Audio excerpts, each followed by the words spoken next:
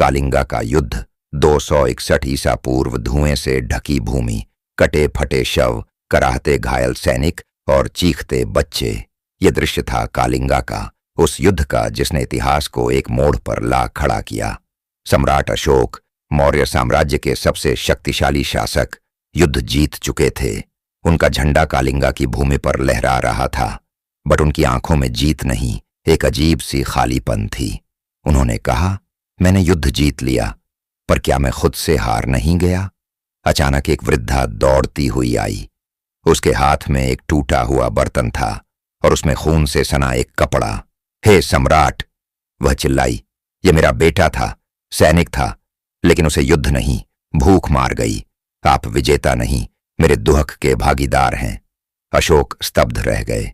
वो कोई पहली बार नहीं था जब किसी आमजन की पीड़ा ने सम्राट के हृदय को झकझोरा हो, लेकिन इस बार कुछ बदल गया था। रात को अशोक ने नींद में एक सपना देखा। वो लाशों के ऊपर खड़े हैं और उनके पैरों से खून बह रहा है। सामने भगवान बुद्ध खड़े हैं और कह रहे हैं, विजय वह नहीं जो तलवार से मिले, असली सम्राट वही है जो मन को जीत ले। अशोक पसीने पसीने हो उठे। उस रात उन्होंने एक फैसला किया, तलवार त्यागने का। कुछ महीनों बाद सम्राट अशोक ने बौद्ध धर्म अपना लिया।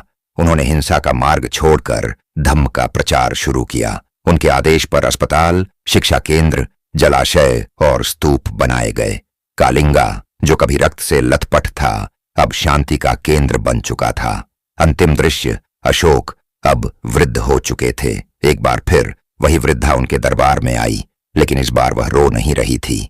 उसने एक फूलों की माला सम्राट के चरणों में रखी और कहा, आपने मेरा बेटा मारा नहीं था, उसे वापस जीवन दिया, क्योंकि अब हर बेटा इस धरती पर जन्म लेकर अहिंसा का पाठ पढ़ता है। सीख, सम्राट अशोक की कहानी हमें बताती है कि सबसे बड़ा सम्राट वह नहीं जो राज्य जीतता है, बल्कि वह है जो हृदयों को जीत लेता है।